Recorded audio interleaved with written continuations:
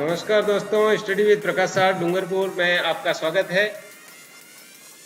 हम लोग इस लॉकडाउन में सामाजिक विज्ञान की विषय जो है पढ़ रहे हैं और उसके सभी अध्याय में आपको पेपर होने से पहले उपलब्ध कराऊंगा।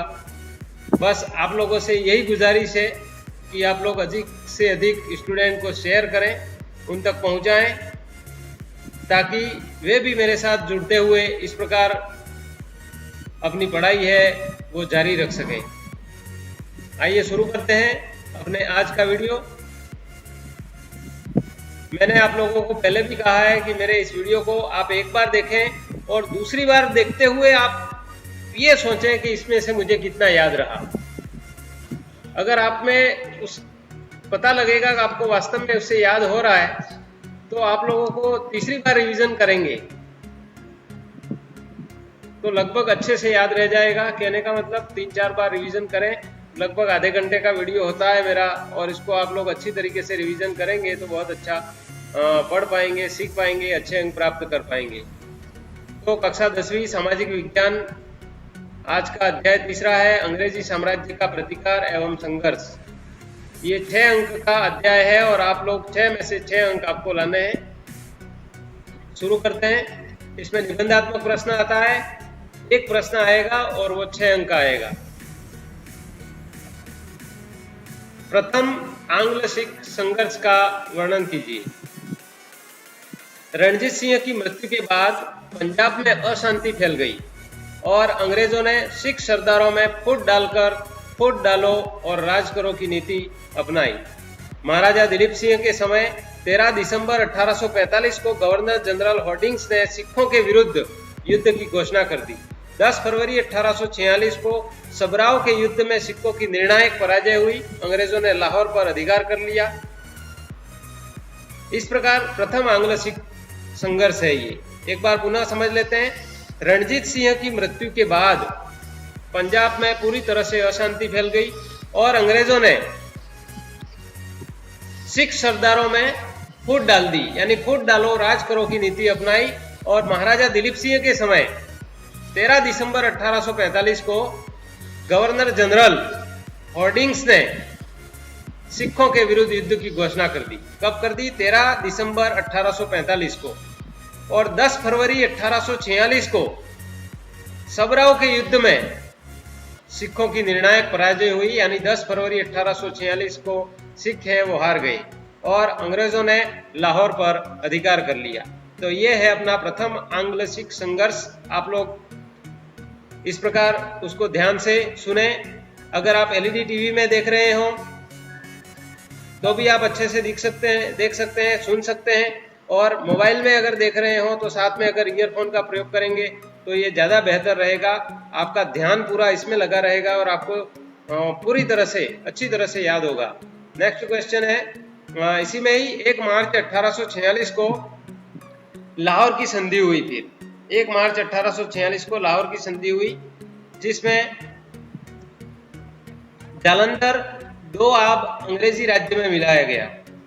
जालंधर दोआब जो है वो अंग्रेजी राज्य में मिला दिया गया और 1.5 करोड़ राशि युद्ध क्षति के रूप में सिखों ने अंग्रेजों को देना स्वीकार कर लिया।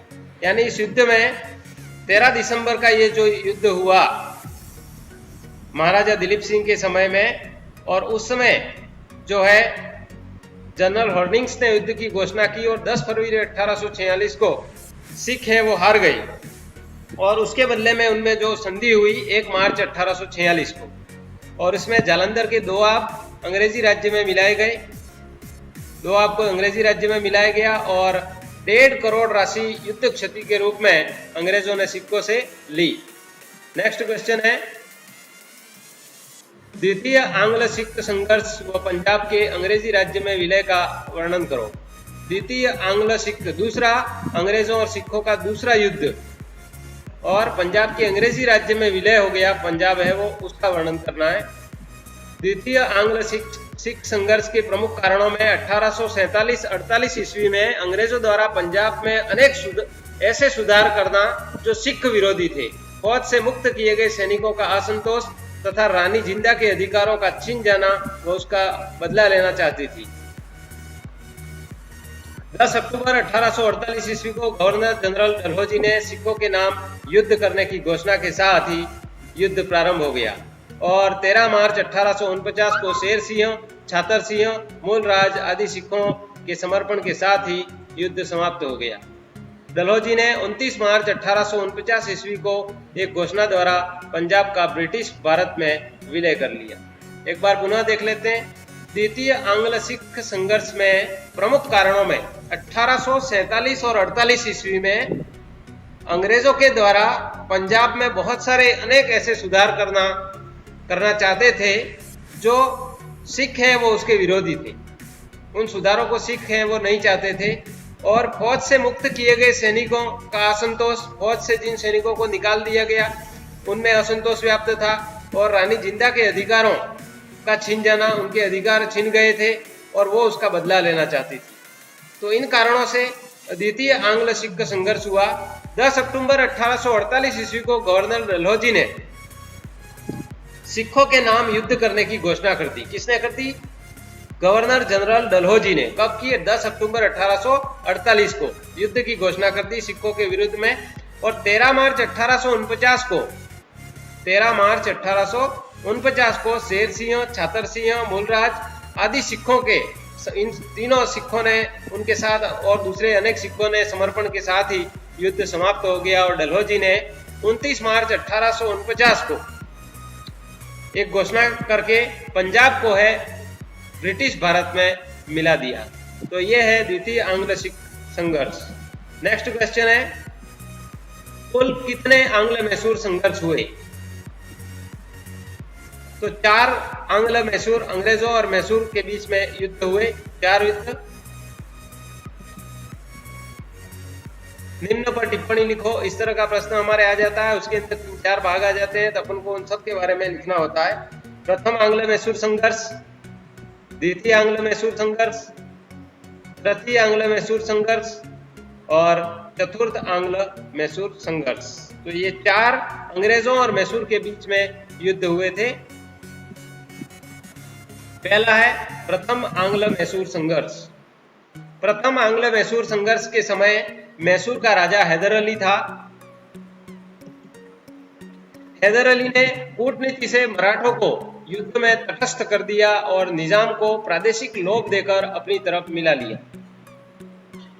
1767 में हैदर अली ने अंग्रेजों पर आक्रमण कर दिया, वह युद्ध जीत लिया। युद्ध का अंत 1769 ईस्वी में मद्रास की संधि से हुआ तथा इस संधि के तहत दोनों ने एक दूसरे के जीते हुए प्रदेश वापस लौटा दिए। तो इस प्रकार प्रथम आंग्ल मैसूर एक बार और देख लेते हैं कि इस समय संघर्ष, प्रथम आंग्ल मैसूर संघर्ष के समय मैसूर का राजा उस समय हैदर अली था। कौन था प्रथम आंग्ल मैसूर युद्ध में? उसका राजा मैसूर का राजा हैदर अली था। हैदर अली ने कूटनीति से मराठों को युद्ध में तटस्थ कर दिया और निजाम जो थे उनको प्रादेशिक लाभ देकर, लोभ देकर के अपनी तरफ मिला लिया इनको इस प्रकार। और 1767 में हैदर अली ने अंग्रेजों को पर आक्रमण कर दिया फिर और युद्ध भी जीत लिया।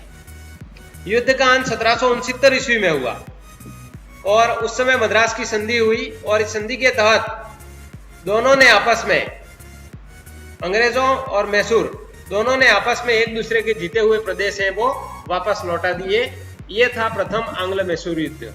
उसके बाद द्वितीय आंग्ल मैसूर युद्ध में क्या होता है उसको देखते हैं। द्वितीय आंग्ल मैसूर संघर्ष, हैदर अली अंग्रेजों के गुंटूर पर अधिकार से नाराज था, अतः हैदर अली ने निजाम व मराठों के साथ मिलकर अंग्रेजों के विरुद्ध युद्ध किया। युद्ध के बीच में ही हैदर की मृत्यु हो गई तथा युद्ध का नेतृत्व टीपू सुल्तान पर आ गया। यह युद्ध अनिर्णायक रहा व दोनों ने 1784 में मंगलोर की संधि कर एक दूसरे के विजित प्रदेश वापस लौटा दिए। यानी द्वितीय युद्ध में भी कुछ खास नहीं हुआ। हैदर अली जो है, अंग्रेजों ने गंटूर पर अपना अधिकार कर लिया, उससे हैदर अली है वो नाराज हो गया और हैदर अली ने क्या, फिर निजाम और मराठों को अपने साथ मिला लिया, एक साथ कर लिया और फिर उसके बाद उसने अंग्रेजों से युद्ध कर दिया और युद्ध के बीच में ही हैदर अली की मृत्यु हो गई और उसके बाद युद्ध का नेतृत्व है वो टीपू सुल्तान को करना पड़ा और यह युद्ध अनिर्णायक रहा, इसका कोई निर्णय प्राप्त नहीं हुआ और दोनों ने 1784 में मंगलोर की संधि कर ली और संधि के दौरान पुनः द्वितीय युद्ध में भी अपने एक दूसरे के जीते हुए प्रदेश हैं वो वापस एक दूसरे को लौटा दिए। तो इस प्रकार ये था द्वितीय आंग्ल मैसूर युद्ध। उसके बाद में तृतीय आंग्ल मैसूर युद्ध होता है, जिसमें ट्रावनकोर पर अधिकार के प्रश्न पर टीपू ने ट्रावनकोर पर आक्रमण कर दिया। जवाब में अंग्रेज अधिकारी कॉर्नवालिस ने विशाल सेना के साथ मैसूर पर आक्रमण कर दिया और युद्ध में टीपू की हार हुई व टीपू को 1792 ईस्वी में रंगपट्टनम की संधि करनी पड़ी। तो तृतीय आंग्ल मैसूर संघर्ष में ट्रावनकोर पर अधिकार के प्रश्न पर अपने इस अधिकार के प्रश्न पर टीपू ने फिर से जो है ट्रावनकोर पर अपना आक्रमण कर दिया और जवाब में जो अंग्रेज के अधिकारी थे उस समय कॉर्नवालिस, उन्होंने विशाल सेना के साथ में मैसूर पर आक्रमण कर दिया और युद्ध में टीपू सुल्तान है वो हार गया और टीपू को 1792 ईस्वी में श्री रंगपट्टम की संधि तृतीय आंग्ल मैसूर युद्ध में करनी पड़ी। नेक्स्ट है उसके बाद चतुर्थ आंग्ल मैसूर युद्ध हुआ। वेलेजली 1798 ईस्वी में गवर्नर जनरल बनकर भारत आया और वह एक साम्राज्यवादी गवर्नर था। उसने 1799 ईस्वी में टीपू के विरुद्ध अभियान प्रारंभ किया। 4 मई 1799 ईस्वी को श्री रंगपट्टनम का दुर्ग जीत लिया तथा मैसूर की स्वतंत्रता समाप्त हो गई। तो इस प्रकार चतुर्थ आंग्ल मैसूर युद्ध में वेलेजली है वो गवर्नर जनरल बनकर के 1798 ईस्वी में 1798 में वो भारत आया। कौन आया? वेलेजली। क्या बनकर के? गवर्नर जनरल बनकर के 1798 ईस्वी में वो भारत आया और वो एक साम्राज्यवादी गवर्नर था। फिर उसने 1799 ईस्वी में टीपू सुल्तान के विरुद्ध अभियान प्रारंभ कर दिया और 4 मई 1799 ईस्वी को श्री रंगपट्टनम का दुर्ग है वो उसने जीत लिया और यहाँ पर मैसूर की स्वतंत्रता है वो समाप्त हो गई चतुर्थ आंग्ल मैसूर युद्ध में। नेक्स्ट है 1857 की क्रांति का स्वरूप व क्रांति के प्रमुख कारणों पर प्रकाश डालिए। 1857 की क्रांति उसका स्वरूप कैसा था और इसके प्रमुख कारण क्या थे, आइए देखते हैं इनको। डॉक्टर विनायक दामोदर सावरकर ने अपनी पुस्तक भारत का स्वतंत्रता संग्राम में इस क्रांति 1857 की को भारत का स्वतंत्रता संग्राम बताया। किसने बताया? डॉक्टर विनायक दामोदर सावरकर ने अपनी पुस्तक भारत का स्वतंत्रता संग्राम में। 1857 की क्रांति के कारण क्या रहे? अंग्रेजों की आर्थिक क्रांति, दूसरा है लॉर्ड डलहौजी का हड़प सिद्धांत और तीसरा है अंग्रेजों की साम्राज्य विस्तार की नीति, चौथा है सामाजिक धार्मिक सैनिक कारण। तो इस प्रकार ये 4 मुख्य कारण हैं। आप लोगों को इन चारों कारणों के अंदर जो आपने अध्ययन किया है वो लिखना है। मैंने यहाँ पर मुख्य बातें ली हैं, फिर से एक बार दोहरा लेते हैं। 1857 की जो क्रांति है उसका स्वरूप डॉक्टर विनायक दामोदर सावरकर जो थे उन्होंने अपनी पुस्तक भारत का स्वतंत्रता संग्राम में ये जो क्रांति हुई 1857 की क्रांति उसको भारत का स्वतंत्रता संग्राम बताया है। भारत का स्वतंत्रता संग्राम किसने बताया? डॉक्टर विनायक दामोदर सावरकर ने। कौन सी पुस्तक में बताया? तो भारत का स्वतंत्रता संग्राम में। 1857 की क्रांति के कारण में मुख्य कारण थे अंग्रेजों की आर्थिक क्रांति, लॉर्ड डलहौजी का हड़प सिद्धांत, अंग्रेजों का साम्राज्य विस्तार की नीति और सामाजिक धार्मिक और सैनिक कारण, ये इसके मुख्य कारण थे। नेक्स्ट है 1857 की क्रांति का तात्कालिक कारण क्या था? उस समय का तात्कालिक कारण क्या था? चर्बी लगे कारतूस जो है 1857 की क्रांति का तात्कालिक कारण था। नेक्स्ट है 1857 की क्रांति के प्रारंभ और प्रसार पर टिप्पणी लिखो। इसका प्रारंभ और कहां-कहां इसका प्रसार हुआ उसके बारे में बताना है।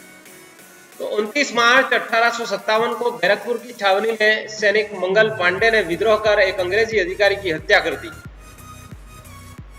सर्वप्रथम क्रांति की शुरुआत 10 मई 1857 को मेरठ छावनी से हुई। क्रांतिकारियों ने दिल्ली पर अधिकार कर बहादुर शाह जफर को क्रांति का नेतृत्व सौंप दिया। अंग्रेजों ने सितंबर 1857 को दिल्ली पर पुनः अधिकार कर लिया और इस युद्ध में अंग्रेज अधिकारी जॉन निकलसन मारा गया। लेफ्टिनेंट हडसन ने सम्राट को बंदी बना लिया। वह हुमायूं के मकबरे में सम्राट के 2 पुत्रों व 1 पोते की गोली मारकर हत्या कर दी। तो 1857 की क्रांति में मुख्य जो प्रारंभ है वो इस प्रकार होता है, अपन देख लेते हैं पुनः से एक बार और। 29 मार्च 1857 कब? 29 मार्च 1857 को बैरकपुर छावनी, बैरकपुर नाम की जो छावनी बनी हुई थी वहां पर सैनिक था मंगल पांडे, उसने विद्रोह कर दिया और विद्रोह के साथ में उस अंग्रेज अधिकारी को मार डाला, उसकी हत्या कर दी। तो सर्वप्रथम इस क्रांति की शुरुआत है वो 10 मई 1857 को जो है मेरठ छावनी से हुई। क्रांतिकारियों ने दिल्ली पर अधिकार कर बहादुर शाह जो जफर सम्राट था को क्रांति का नेतृत्व सौंप दिया और अंग्रेजों ने 1857 में दिल्ली पर पुनः अधिकार कर लिया और इस युद्ध में अंग्रेज अधिकारी जॉन निकलसन है वो मारा गया। फिर लेफ्टिनेंट हडसन ने सम्राट को बंदी बना लिया, बहादुर शाह जफर को। वह हुमायूं के मकबरे में बहादुर शाह जफर के 2 पुत्र व 1 पोते को गोली मार करके उनकी हत्या कर दी। अब उनके प्रसार के क्षेत्र देखते हैं। लखनऊ में जो केंद्र था 1857 की क्रांति का, उसमें लखनऊ में उनका विद्रोही जो थी बेगम हजरत महल और विद्रोह का दिन था 4 जून 1857। इस विद्रोह को दबाने वाले अंग्रेज अधिकारी थे कैंपबेल। ध्यान रखना है, लखनऊ में नेतृत्व किया बेगम हजरत महल ने। विद्रोह का दिन 4 जून 1857 और विद्रोह को दबाने वाले अंग्रेज अधिकारी थे कैंपबेल। उसके बाद में 4 जून 1857 को ही झांसी में रानी लक्ष्मीबाई ने नेतृत्व किया और उस विद्रोह को दबाने वाले अंग्रेज अधिकारी थे ल्यूरोज। अगले क्रम में कानपुर में नाना साहेब ने नेतृत्व किया क्रांति का 5 जून 1857 को और इस विद्रोह को दबाने वाले अंग्रेज अधिकारी थे कैंपबेल। उसके बाद में बिहार में क्रांति का केंद्र रहा, उसके विद्रोही थे कुंवर सिंह, नेतृत्व इन्होंने किया 1857 की क्रांति का बिहार में जून 1857 में और उसको विद्रोह को दबाने वाले अंग्रेज अधिकारी थे टेलर। उसके बाद में बरेली में विद्रोह का नेतृत्व किया बहादुर खान ने और उसको दबाने वाले अंग्रेज अधिकारी थे कैंपबेल। तो यहाँ पर उसका मुख्य 1857 की क्रांति का है नेतृत्व, यहाँ पर जो मुख्य ये केंद्र रहे। नेक्स्ट क्वेश्चन है, सन्यासी विद्रोह पर टिप्पणी लिखो। सन्यासी विद्रोह बंगाल में 1769-70 में ईस्वी में भीषण अकाल पड़ने पर भी कंपनी के अधिकारियों ने कर कठोरता के साथ वसूले। अंग्रेजों ने सन्यासी लोगों की तीर्थ यात्रा पर भी प्रतिबंध लगा दिया, जिससे सन्यासी लोग नाराज हो गए। इन सन्यासियों की अन्याय के विरुद्ध लड़ने की परंपरा भी रही थी और उन्होंने जनता के साथ मिलकर कंपनी की कोठियों तथा कोषों पर आक्रमण कर लूट लिए। वारेन हेस्टिंग्स ने एक लंबे अभियान के बाद इस विद्रोह को दबा दिया। सन्यासी विद्रोह की उल्लेख बंकिम चंद्र चटर्जी के उपन्यास आनंद मठ में भी मिलता है।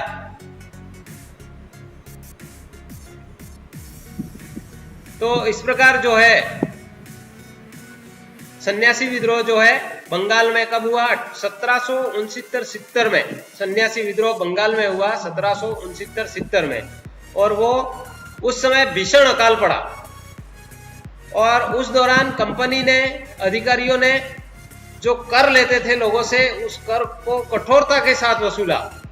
अकाल पड़ा, लोगों के पास कुछ नहीं था उस स्थिति में भी, और अंग्रेजों ने सन्यासी लोगों को तीर्थ यात्रा पर भी प्रतिबंध लगा दिया, जिससे सन्यासी लोग बहुत ज्यादा नाराज हो गए। और इन सन्यासियों की अन्याय के विरुद्ध लड़ने की परंपरा भी रही थी, वे अन्याय के विरुद्ध हमेशा लड़ते थे और उन्होंने जनता के साथ मिलकर कंपनी की जो कोठियां थी और उनका जो कोष था उस पर आक्रमण करके उसको लूट लिया। वारेन हेस्टिंग्स ने एक लंबे अभियान के बाद इस विद्रोह को जैसे तैसे करके दबा दिया और सन्यासी विद्रोह की उल्लेख है वो बंकिम चंद्र चटर्जी के उपन्यास आनंद मठ में भी मिलता है। तो इस प्रकार ये था सन्यासी विद्रोह। अगला प्रश्न है, भारतीय स्वतंत्रता संघर्ष में श्यामजी कृष्ण वर्मा के योगदान का उल्लेख करो। भारत के स्वतंत्रता संग्राम में श्यामजी कृष्ण वर्मा का क्या योगदान था? तो भारत से बाहर स्वतंत्रता प्राप्ति के लिए क्रांतिकारी संगठन स्थापित करने की पहल श्यामजी कृष्ण वर्मा ने की। इन्होंने 1905 ईस्वी में लंदन में भारत स्वशासन समिति का गठन किया और इस समिति को इंडिया हाउस की संज्ञा दी जाती है। इस संस्था का मुख्य उद्देश्य भारत के लिए स्वशासन समिति करना था और इस संस्था ने मासिक पत्रिका इंडिया सोशलिज्म भी प्रारंभ की और इस संस्था ने विदेश आने वाले भारतीयों के लिए एक हजार के 600 फेलोशिप भी प्रारंभ की। इन गतिविधियों को देखकर ब्रिटिश सरकार ने कार्रवाई प्रारंभ की और वे लंदन छोड़कर पेरिस चले गए। पुनः देख लेते हैं, भारतीय स्वतंत्रता संघर्ष में श्यामजी कृष्ण वर्मा का योगदान है। भारत से बाहर स्वतंत्रता प्राप्ति के लिए क्रांतिकारी संगठन की स्थापना करने की जो पहल है वो श्यामजी कृष्ण वर्मा ने की थी। भारत से बाहर, कहां? भारत से बाहर स्वतंत्रता प्राप्ति के लिए क्रांतिकारी संगठन की स्थापना करना, इसकी पहल जो है श्यामजी कृष्ण वर्मा ने की और उन्होंने 1905 ईस्वी में लंदन में भारत स्वशासन समिति का गठन की। कहां पर किया? लंदन में। किस समिति का गठन किया? भारत स्वशासन समिति का। कब किया? 1905 में। और इस समिति को इंडिया हाउस की संज्ञा दी गई। इंडिया हाउस की संज्ञा किस समिति को दी गई? भारत की स्वशासन समिति को। उसको किसने बनाया? श्यामजी कृष्ण वर्मा ने। इस संस्था का मुख्य उद्देश्य भारत के लिए स्वशासन समिति करना था। इस संस्था ने मासिक पत्रिका इंडिया सोशलिज्म भी प्रारंभ की। कौन सी संस्था ने इंडिया सोशलिज्म पत्रिका जो प्रारंभ की है? भारत स्वशासन समिति ने। और इस संस्था ने विदेश आने वाले भारतीयों के लिए 1,000 रुपए के 6 फेलोशिप भी प्रारंभ की। और इन गतिविधियों को, ये सारी गतिविधियों को देखकर ब्रिटिश सरकार है उसने कार्यवाही करना प्रारंभ कर दिया और वे लंदन छोड़कर वहां से पेरिस चले गए। नेक्स्ट क्वेश्चन है, चंपारण किसान आंदोलन। उत्तर बिहार के चंपारण जिले में यूरोपीय नील के उत्पादक बिहारी किसानों पर अत्याचार करते थे। इनका विरोध करने के लिए गांधी जी ने बाबू राजेंद्र प्रसाद की सहायता से किसानों की वास्तविक स्थिति की जांच की। किसानों को अहिंसात्मक आंदोलन करने के लिए कहा, लेकिन बाद में जून 1917 में जांच समिति बनाई जिसकी रिपोर्ट पर चंपारण कृषि अधिनियम पारित किया गया, जिसके द्वारा किसानों से जबरदस्ती नील की खेती करवाना बंद कर दिया गया। तो चंपारण किसान आंदोलन क्या है? उत्तर बिहार के उत्तरी भाग में चंपारण जिला, वहां पर चंपारण जिला है, वहां पर यूरोपीय नील के उत्पादक, यूरोप की जो फसल यहाँ पर लाई गई थी नील, उसके उत्पादक बिहारी किसानों पर अत्याचार करते थे। यूरोपीय है वो नील के जो उत्पादक बिहारी किसान थे उन पर अत्याचार करते थे और इनका विरोध करने के लिए गांधी जी ने डॉक्टर राजेंद्र प्रसाद की सहायता से किसानों की वास्तविक स्थिति की जांच की और किसानों को अहिंसात्मक आंदोलन करने के लिए कहा। लेकिन बाद में फिर जून 1917 में जांच समिति भी बनी जिसकी रिपोर्ट पर चंपारण कृषि अधिनियम पारित किया गया और उस अधिनियम के द्वारा, जिसके द्वारा किसानों से जबरदस्ती नील की खेती करवाना बंद कर दिया। यह था चंपारण किसान आंदोलन। नेक्स्ट है खेड़ा किसान आंदोलन। यह आंदोलन बंबई के विरुद्ध था। बंबई सरकार के 1818 ईस्वी में बसंत ऋतु की फसल नष्ट हो गई, लेकिन फिर भी बंबई सरकार भूमि कर मांग रही थी और गांधी जी ने कृषकों को संगठित कर सत्याग्रह किया और अंत में सरकार को गांधी जी की बात स्वीकार करनी पड़ी। तो खेड़ा किसान आंदोलन इस प्रकार पुनः देख लेते हैं। यह आंदोलन बंबई सरकार के विरुद्ध था। खेड़ा किसान आंदोलन है वो किसके विरुद्ध था? बंबई सरकार के विरुद्ध था। कब हुआ? 1818 ईस्वी में। बसंत ऋतु की फसल जो है वो नष्ट हो गई किसानों की। बसंत ऋतु की फसल नष्ट हो गई 1818 में, लेकिन फिर भी बंबई सरकार है वो उनसे भूमि पर कर है वो मांग रही थी। अब फसल नष्ट हो गई तो कर कहां से दें? और बंबई सरकार इसमें भूमि कर मांग रही थी। तो गांधी जी ने सारे कृषकों को संगठित कर सत्याग्रह किया और अंत में सरकार को गांधी जी की बात है वो स्वीकार करनी पड़ी। नेक्स्ट है रॉलेट एक्ट। 19 मार्च 1919 को विधानमंडल में एक बिल पास किए गए जिसके अनुसार किसी भी व्यक्ति को संदेह के आधार पर गिरफ्तार किया जा सकता था और उसे न कोई अपील, न कोई दलील, न कोई वकील का अधिकार था। इस रॉलेट एक्ट को काला कानून कहा गया। जलियांवाला बाग हत्याकांड 13 अप्रैल 1919 को रॉलेट एक्ट के विरोध में पंजाब के अमृतसर में जलियांवाला बाग में एक शांतिपूर्ण सभा का आयोजन किया गया और जनरल डायर ने बिना किसी पूर्व सूचना के सैनिकों को गोलियां चलाने का हुक्म दे दिया। गोलियां तब तक चलती रही जब तक कारतूस खत्म नहीं हो गए और इस घटना में बहुत सारे लोग मारे गए। इसे जलियांवाला बाग हत्याकांड कहते हैं। तो रॉलेट एक्ट, रॉलेट एक्ट क्या है? 19 मार्च 1919 को विधानमंडल में एक बिल पास हुआ, 19 मार्च 1919 को, और उस बिल के अनुसार किसी भी व्यक्ति को केवल संदेह के आधार पर गिरफ्तार किया जा सकता था और उसमें ऐसा किया गया था कि न कोई अपील, न दलील और न कोई वकील का अधिकार था और इसलिए इस रॉलेट एक्ट को काला कानून कहा गया। ये था रॉलेट एक्ट। अब जलियांवाला बाग हत्याकांड है वो 13 अप्रैल 1919 को हुआ। उसके बाद में रॉलेट एक्ट के विरोध में पंजाब में ही अमृतसर के जलियांवाला बाग जो है वहां पर एक शांतिपूर्ण सभा का आयोजन किया गया। रॉलेट एक्ट के विरोध में 13 अप्रैल 1919 को अमृतसर, पंजाब के अमृतसर के जलियांवाला बाग में शांतिपूर्ण सभा का आयोजन किया गया और जनरल डायर ने बिना किसी कोई पूर्व सूचना के सैनिकों को गोलियां चलाने का हुक्म दे दिया और गोलियां तब तक चलती रही जब तक उनके कारतूस बिल्कुल समाप्त नहीं हो गए और इस घटना में बहुत सारे लोग मारे गए। इसे जलियांवाला बाग हत्याकांड कहते हैं। नेक्स्ट है साइमन कमीशन।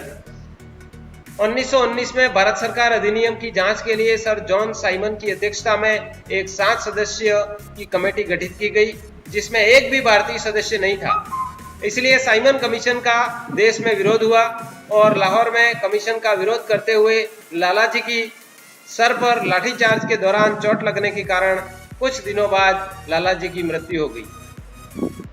तो साइमन कमीशन क्या है? 1919 में हुआ। ये भी भारत सरकार के अधिनियम की जांच के लिए, भारत सरकार का जो अधिनियम था उसकी जांच के लिए सर जॉन साइमन की अध्यक्षता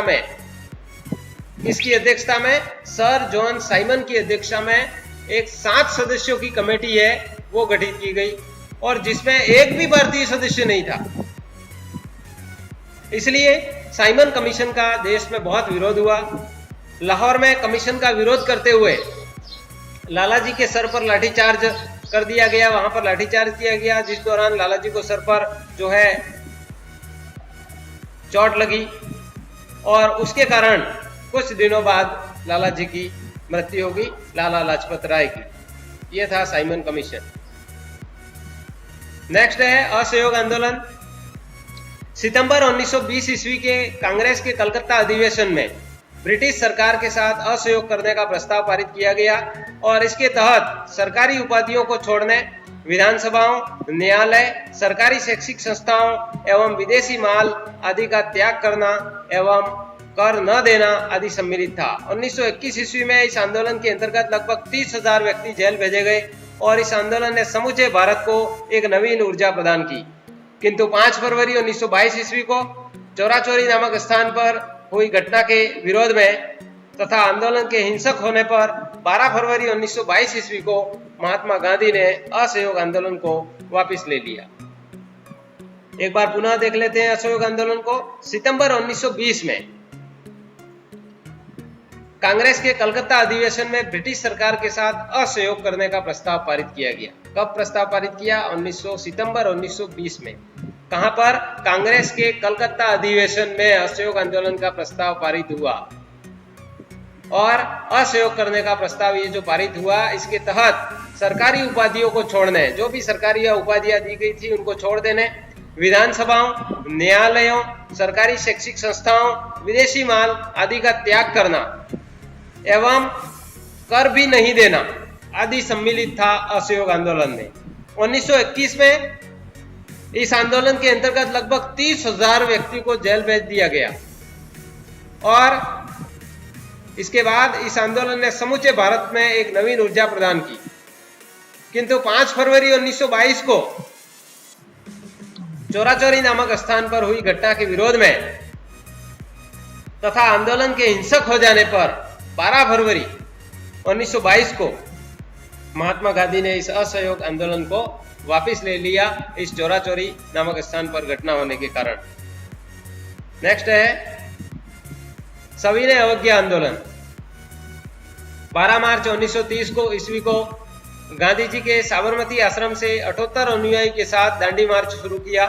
6 अप्रैल 1930 ईस्वी को दांडी पहुंचकर नमक बनाकर सविनय अवज्ञा आंदोलन शुरू किया।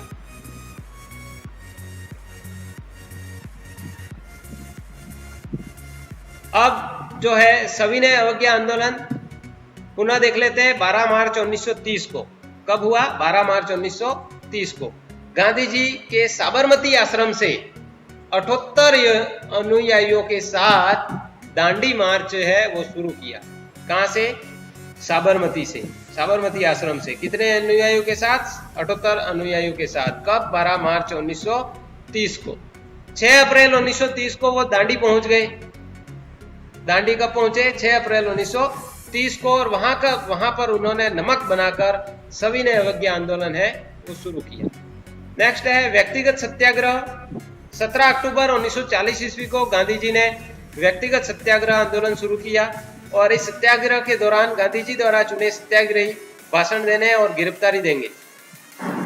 इस आंदोलन के दौरान आचार्य विनोबा भावे पहले, जवाहरलाल नेहरू दूसरे व दूसरे तीसरे सत्याग्रही भी थे। तो यहाँ पर व्यक्तिगत सत्याग्रह में क्या था? 17 अक्टूबर 1940 को गांधी जी ने व्यक्तिगत सत्याग्रह आंदोलन है वो शुरू कर दिया और इस सत्याग्रह में इसके दौरान गांधी जी द्वारा जो चुने गए सत्याग्रही थे वो क्या करेंगे? भाषण देंगे और अपनी गिरफ्तारी देंगे। और इस आंदोलन में आचार्य विनोबा भावे पहले व्यक्ति, जवाहरलाल नेहरू दूसरे व्यक्ति और भी दूसरे तीसरे बहुत सारे अन्य सत्याग्रही भी मौजूद थे व्यक्तिगत सत्याग्रह में। नेक्स्ट है भारत छोड़ो आंदोलन कब शुरू किया गया? 8 अगस्त 1942 को। भारत छोड़ो आंदोलन कब शुरू हुआ? 8 अगस्त 1942 को। गांधी जी ने करो या मरो का नारा किस आंदोलन के दौरान दिया? भारत छोड़ो आंदोलन के दौरान गांधी जी ने नारा दिया करो या मरो। प्रजामंडल आंदोलन की उपलब्धियों का वर्णन करो। अब प्रजामंडल आंदोलन की उपलब्धियां क्या थी? महिलाओं को घर की 4 दीवारी से बाहर निकालना, प्रजामंडल के कार्यकर्ताओं के द्वारा सामाजिक सुधारों पर बल देना, लोगों में राजनीतिक जागृति का संचार करना और राष्ट्रीय आंदोलनों को प्रोत्साहन। तो इस प्रकार प्रजामंडल की उपलब्धियां क्या थी? महिलाओं को घर की 4 दीवारी से बाहर निकालना, कि वो घर की 4 दीवारी में ही नहीं रहे। और प्रजामंडल के कार्यकर्ताओं के द्वारा सामाजिक सुधारों पर भी बल दिया गया और लोगों में राजनीतिक जागृति का संचार भी इन्होंने किया और राष्ट्रीय आंदोलन को प्रोत्साहन भी दिया। नेक्स्ट है राजस्थान में प्रजामंडल की स्थापना के उद्देश्य क्या थे? राजस्थान में प्रजामंडल है उसकी स्थापना क्यों हुई है? देशी रियासतों में उत्तरदायी शासन की स्थापना, सामंती अत्याचारों व शोषण का विरोध, देशी रियासतों में चल रहे राष्ट्रीय आंदोलनों को शक्ति प्रदान करने के लिए राजस्थान में विभिन्न रियासतों में प्रजामंडल नामक राजनीतिक संगठनों की स्थापना की गई। राजस्थान की समस्त रियासतों में अपने अपने प्रजामंडल कार्यरत रहे, जिन्होंने देश की स्वतंत्रता तक अनेक मुद्दों पर समय समय पर अनेक आंदोलनों का संचालन किया।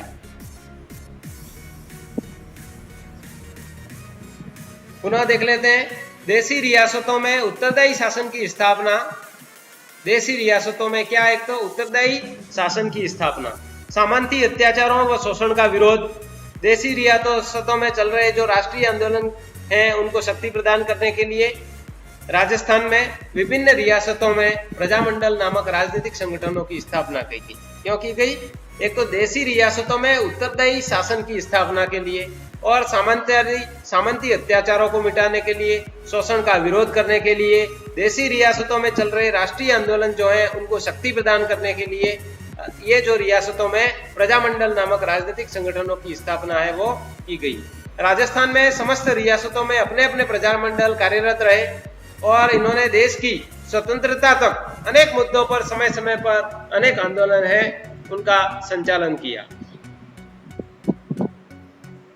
तो साथियों, इस प्रकार ये था अपना आज का वीडियो, अंग्रेजी साम्राज्य का प्रतिकार एवं संघर्ष अध्याय 3।